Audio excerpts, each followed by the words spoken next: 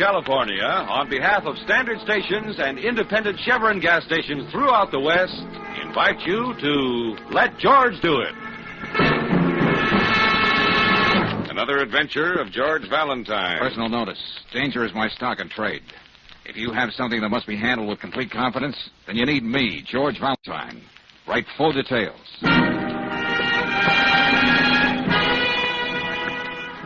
Dear Mr. Valentine, hatred between brothers is an old and tragic story. More tragic in my case because in all the years we haven't seen each other, my brother Phil hasn't been exactly a model of virtue. I feel I'm at least partially responsible, and I'd like to make it up to him somehow. I think I finally succeeded in locating him, but at this point I need your help. You can reach me at the Hotel Stapleton. It's signed Sincerely Yours, Martin Bettner. Gosh, I think in a way this is, well, touching. One brother realizing his error and trying to... Oh, Brooksy, you're a dyed-in-the-wool sentimentalist. I bet you still have your first doll and your first dance program stashed away somewhere. Yes, along with some other sentimental relics I've collected since I met you. Oh? A blackjack, an old and faded poison pen letter, one sawed-off shotgun. Touche, Angel, touche. Now, what do you say we call this Mr. Bettner at the Stapleton and see just what he has on his mind?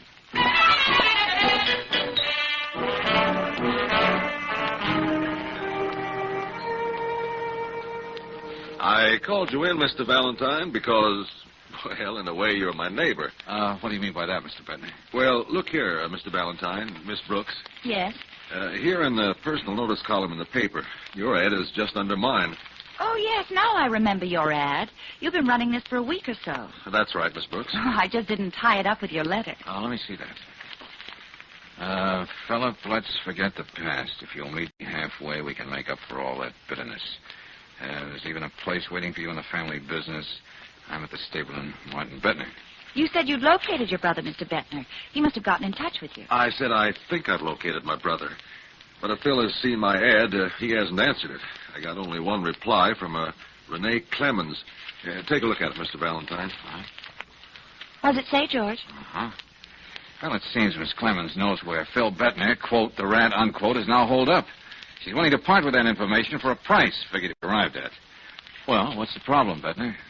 Well, back in Waynesville, I know my way around, but here in this town, like a fish wire. Back home, I've got my own hardware business. I know everybody to look at, and they know me, but here it's different. Oh, I see.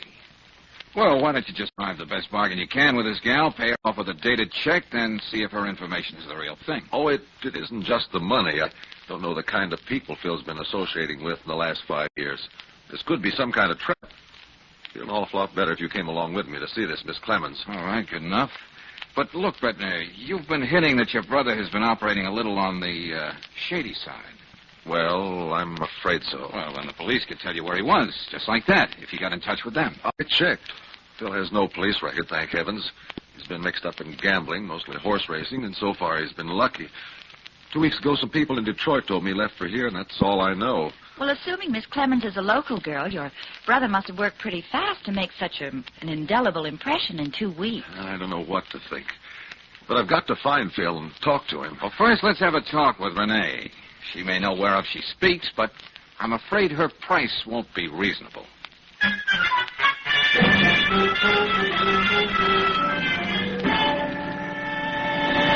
It'll cost you $500. Now, wait a minute, sister. The name is Miss Clemens.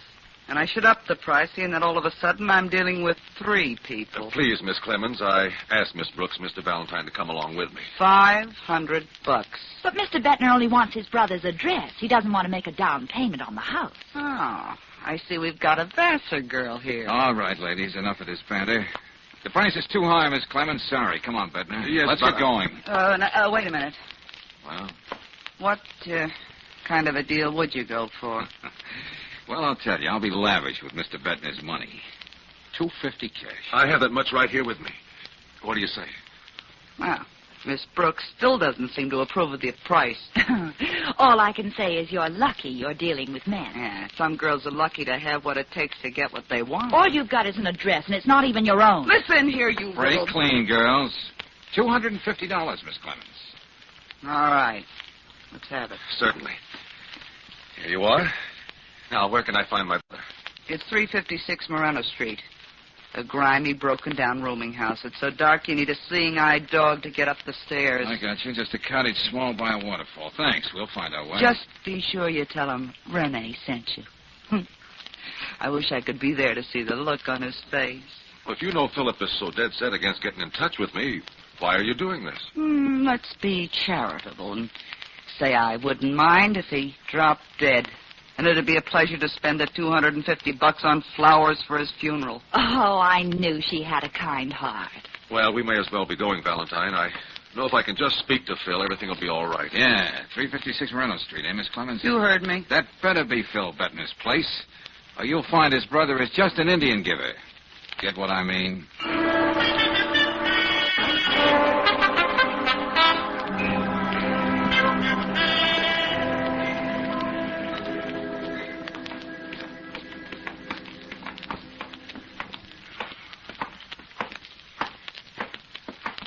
Well, this is it. Number 7. He's got his card tacked up on the door.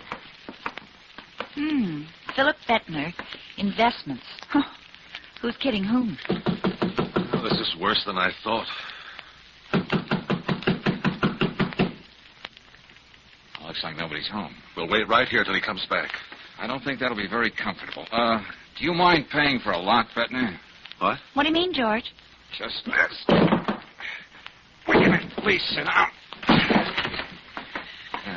Phew. Oh, golly, where's the window? This place hasn't been aired out in a week. Eternal feminine. I don't know what I'll say to Philip. I don't want to hurt his pride. Huh? What have you got there, Valentine? Well, it looks like this desk is your brother's investment office. His favorite and only investment being horses. I knew it was something like that. What's up, darling? December 20th, $2,000, Henning. January 3rd, $3,500, Henning, et cetera, and all to Henning. What's that supposed to mean? No wonder your brother Phil is living in a dump like this. From the way this stacks up, he owes about $25,000 to Lou Henning. Oh, George. Wait a minute, Angel. You see, Bettner, this character Lou Henning is the big shot bookie in this town. You don't go around owing him $25,000 for too long. Oh. George, please. I was just trying to explain to Bettner. What's the matter with you, Brooksy? That red spot under the closet door. Hey, wait a minute. What's the matter? What's wrong? It's all dried up. Blood, George? It's not red ink. But do you think that... Could be. Henning has his own way of collecting debts. Well, there's one sure way to find out. That's not Phil. Who is it? This, my friend, is Lou Henning. Just about as dead as you can get with a knife stuck in your back. Phil wouldn't do a thing like this. He might have been a lot of things, but he's not a killer. I wouldn't know, Brooksy. Yes, George. There's no phone here. Beat it down the corner and call Lieutenant Johnson. Oh, I won't mind getting out of here at all. Valentine, couldn't we close that closet door? Sorry. From now on, we can't touch anything. Oh. I suppose the police will just take it for granted that Phil did this killing. What would you think of their place? I guess you're right. Now, look, Bettner, I'm not saying your brother did this. But as soon as Henning's mob finds out what's happened, they're going to jump to their own conclusions. What I'm trying to say is, let's hope the police find him first. I see. Valentine. Yeah? You're still working for me, aren't you? I was, but things are a little different now. No, they aren't. You still have to find my brother. Hold on, wait a minute. Find him before he's shot down in cold blood. With the police, at least he'll have a chance to explain all this, if there is an explanation. You're putting me on a tight rope, Bettner. The police on one side, Henning's boys on the other. If it's a question of money, whatever you say... Look, Henning's been in that closet a couple of days. It's not going to be easy picking up your brother's trail. I'm not asking you to promise me anything, but try, will you? Okay, it's a deal. But if Henning's mob gets to Phil first, that Clemens dame will be spending that $250 on flowers for your brother's funeral.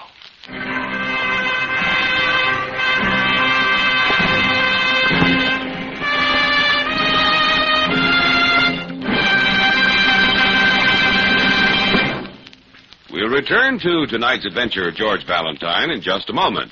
Meanwhile, a word about gears. Most folks just couldn't say whether the gears in their cars are spur, worm, spiral, or hypoid, but the men at standard stations and at independent Chevron gas stations know the minute you drive in. And because there are so many different kinds of gears in today's cars, All these service stations carry a variety of lubricants to meet their special needs. RPM lubricants.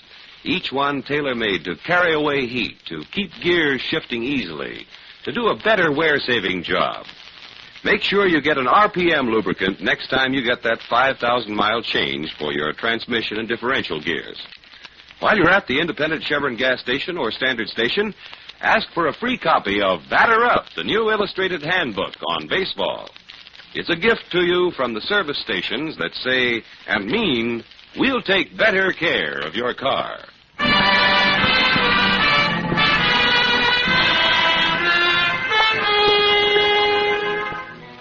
And now back to tonight's adventure of George Valentine. Am I my brother's keeper? Martin Bettner thought so, and hired George to help him locate his black sheep brother, Philip. But when they arrived in Phil Bettner's room, they found a body in the closet. The body of Lou Henning, a big-shot bookie. George has just sent Claire to the corner drugstore to call Lieutenant Johnson. Be reasonable, Bettner. I promised you I'd look for your brother, but I can't leave until Lieutenant Johnson gets here. He's going to have an awful lot of questions to ask. But Phil won't have a chance if Lou Henning's men get to him first. You said so yourself. I know. All right, there's one thing I will do, though. Make a phone call. I think I know just the character who might be able to give me a lead on Phil. I'll be back in a few minutes. Say, I just remembered. I think I saw a phone down in the hall when we came in. You could have thought of that before.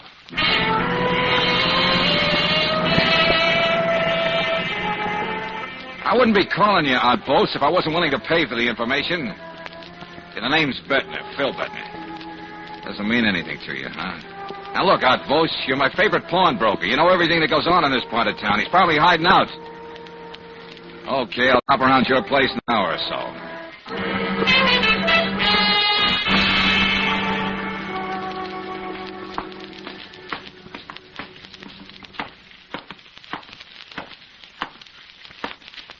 Yeah, that's funny. That hall light's out. Hey, what goes here? Hey, Bettner, open the door so we can have some light out here in the hall, will you? Come on, before I break my neck. Hold it. Wait a minute. Oh!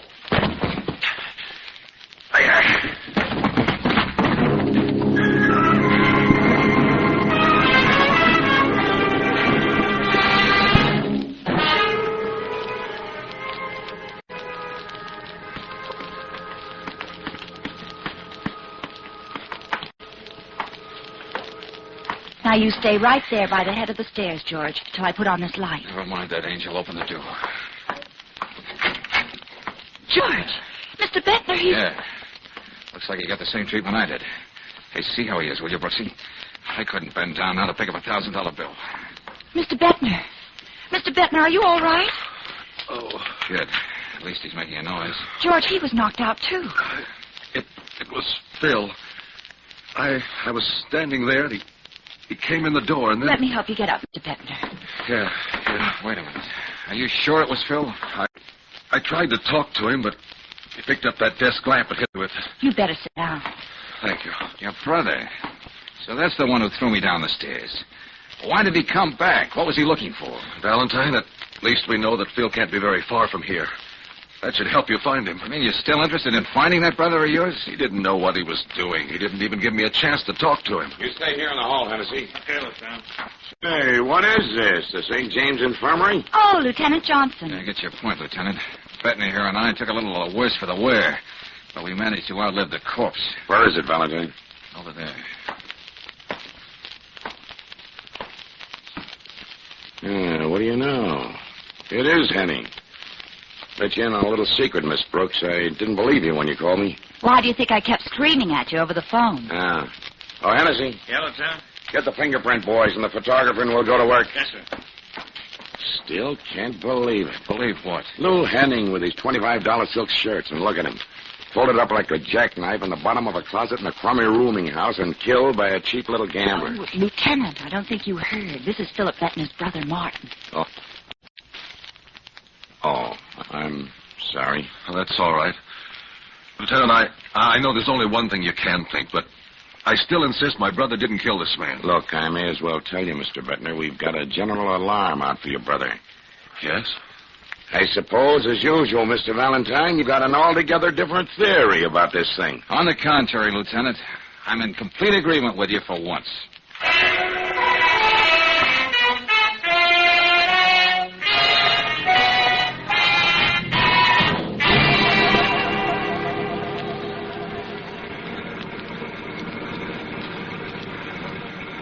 Well, we dropped Bettner off safely at the Stapleton, and I bought you a nice, juicy hamburger. So now, out you go, Brooksy.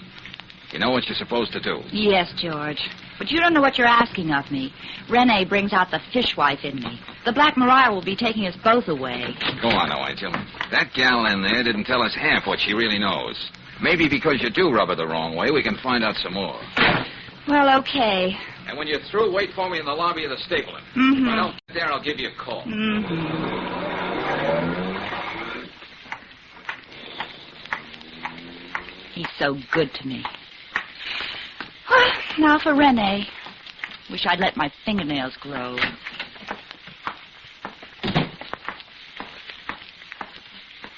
Yes, miss? What? Well. Now all you have to do is whistle. Yeah? And I'll send you my grandfather's OU Kid button. Huh? Oh, never mind, Bogart. Get on your switchboard and call Miss Clemens. Tell her I'm coming up to see her. Sorry, miss, she just left. I'll be leaving in an hour myself. Does that mean anything to you? Listen, Junior.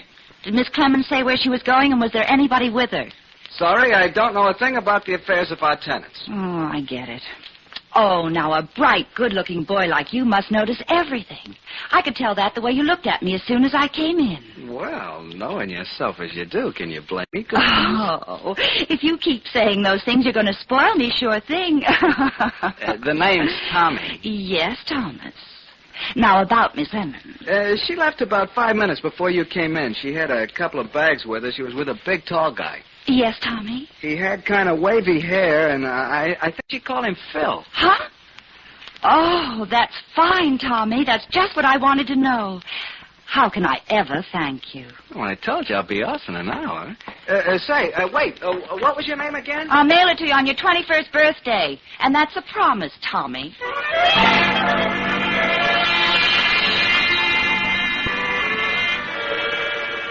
Now, look, Outpost, why are you making like a clam all of a sudden? Is that what I was doing? Oh, don't give me that. You've been selling information about people for years. Why the sudden... Oh, I get it. You already know about Lou Henning. Who doesn't? Now, look, Valentine. Why don't you forget you ever heard of Phil Bettner? If I'm afraid to talk to you, who will?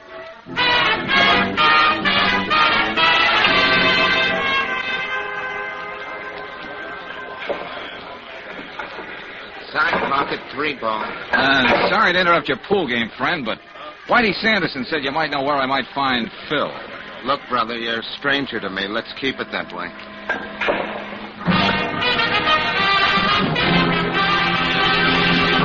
Okay, boys, here's the last race, Hialeah. Queen Meg.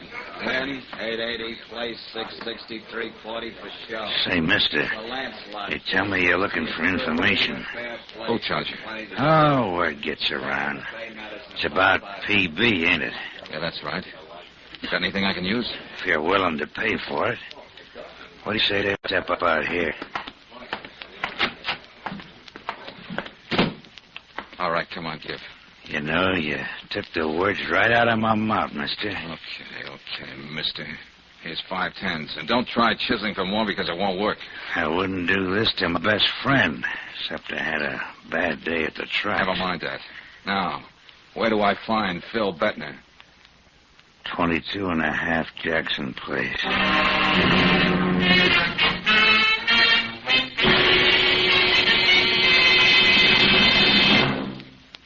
Okay, Valentine.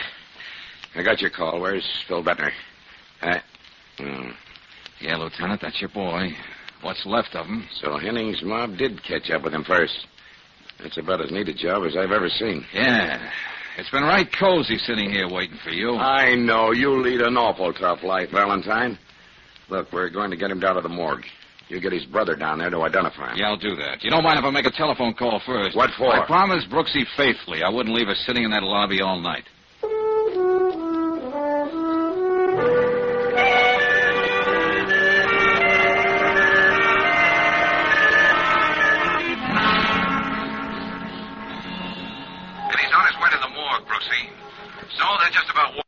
Then I suppose what I wanted to tell you isn't too important now.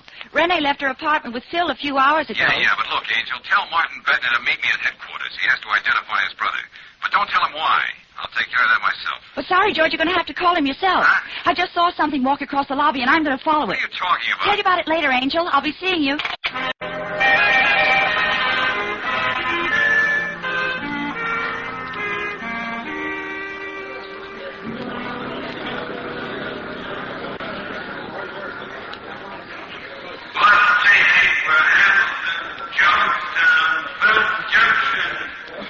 Going somewhere, Miss Clemens? Oh, the Vassar girl again. Yeah. Now, look, dearie, how about you and me going to the morgue together? What are you talking about? Oh, they'll probably want to ask you some questions about Phil. And I'd hate to see you take this bus and have to come all the way back. I'm taking this bus. You're just making things very difficult. And what are you going to do about it? Oh, I'm just going to tear your hair out and scream all over the place. Then they'll slap us both in jail for disorderly conduct. And the jail is right next door to the morgue. You wouldn't dare. Oh, no? Ah! Stop it. Okay, you win. I knew you'd be reasonable.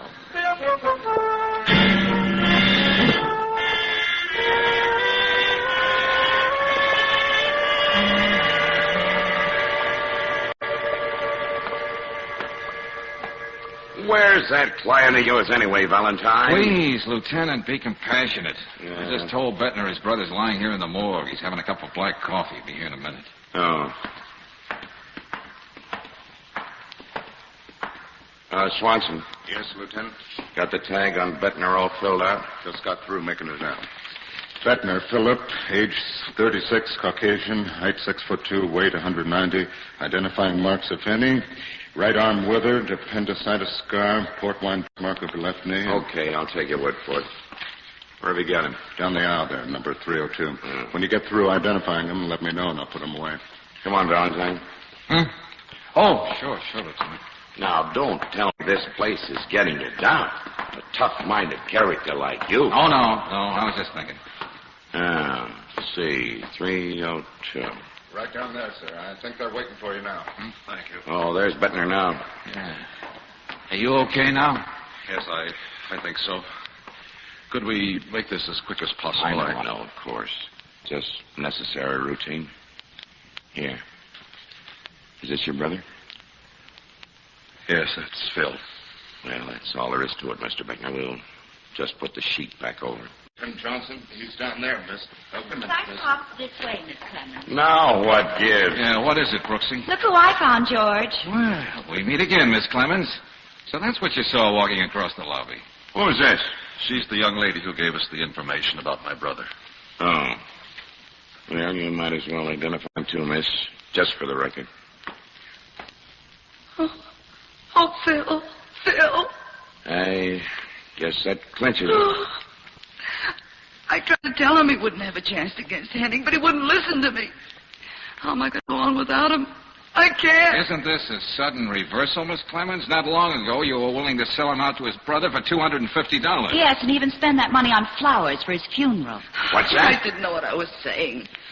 I was sore. I guess I loved him too much.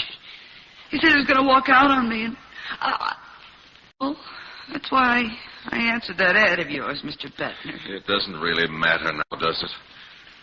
Lieutenant Johnson, I suppose I can call down here and make all the necessary arrangements about the body. Just talk to Swanson, that's all. I'd like Phil to be buried in Waynesville in the family plot. Don't worry about a thing. You don't look too well. You better get back to your hotel. Get some rest. I'll see you about the bill before I leave, Valentine. Oh, we won't have to wait for it that long. I got it for you right now. Hey, What are you doing? I didn't make myself very clear. Oh, George, did you hurt him? What's the matter with you? Are you crazy? Come on, get up, Bettner. Hey, what's the idea? Uh-huh. A nice 38 you're packing, Bub. Is this what you mean by the hardware business? Well, Are you going to do some talking, or do I have to knock your ears off with this gun? Phil, don't let it. Shut up, you fool. Yes, baby. It is Phil. What's that? Then who's this guy on the slab? Martin Bettner. I played Count George. Right, Brooksy. And what do you got to say to that, Phil? Nothing. Okay, then I'll put the words in your mouth. You had a fight with Henning and you killed him. You knew that between the police and Henning's boys, you were as good as dead. Oh, Phil. But you also knew your brother, Martin, was in town looking for you, the brother you always hated. So you got in touch with him, killed him in gangster style in that room on Jackson Place, then hired me for this fancy runaround. You don't know what you're talking about. It's beginning to make sense to me. Go on, Vincent. You outsmarted yourself, Phil. You should never have put that light out and thrown me down those stairs. You see, that's something Martin couldn't have done in a million years. Right, When you right. see for yourself, his right arm. We heard the report of Swanson. There was nothing wrong with Phil. But Martin Bettner had a withered arm.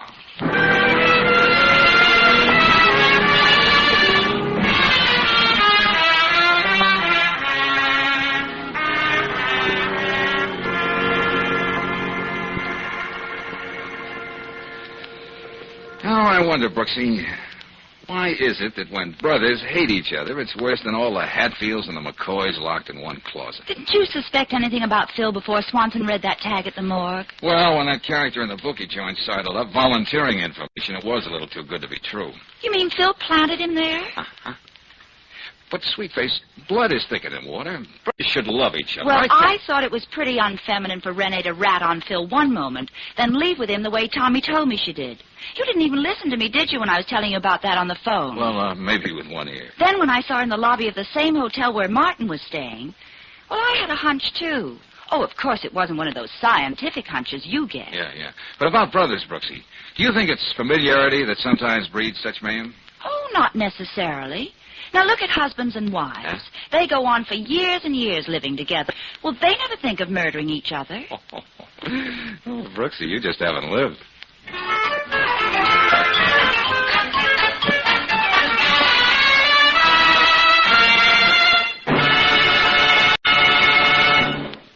And now, a message of importance to motorists. Can you imagine our friend George Valentine driving into a station and saying his car needed oil? You wouldn't catch George that way. He'd be sure to specify RPM motor oil, the great modern lubricant that's tailor-made to keep cars young. And if you consider your car an important investment, be sure you say RPM motor oil. RPM contains special compounds, and each added ingredient does a specific wear-saving job for your engine. It's a premium motor oil that stops rust, foaming, and corrosion, keeps your entire engine system cleaner. No wonder RPM motor oil is the 2-to-1 choice over any other motor oil in the West. Get it tomorrow at a standard station or an independent Chevron gas station where they say and mean, we'll take better care of your car.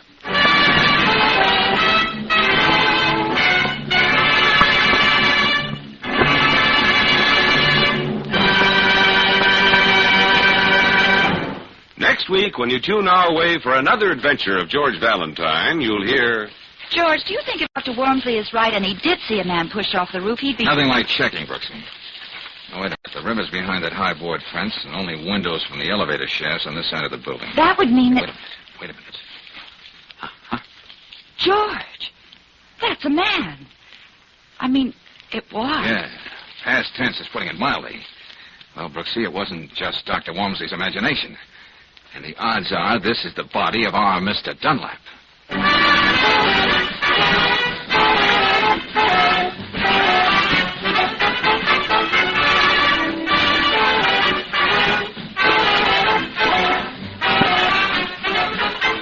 Tonight's adventure of George Valentine has been brought to you by Standard of California on behalf of independent Chevron gas stations and standard stations throughout the West. Let George Do It stars Robert Bailey as George with Frances Robinson as Claire. Ken Christie appears as Lieutenant Johnson. Tonight's story was written by David Victor and Herbert Little, Jr. and directed by Don Clark. Also heard in the cast were Gloria Blondell, Carlton Cadell, Tyler McVeigh, Harry Bartell, Bill Bissell, and Stanley Waxman.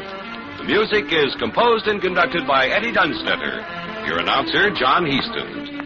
Listen again next week, same time, same station, to Let George Do It. This is the Mutual Don Lee Broadcasting System.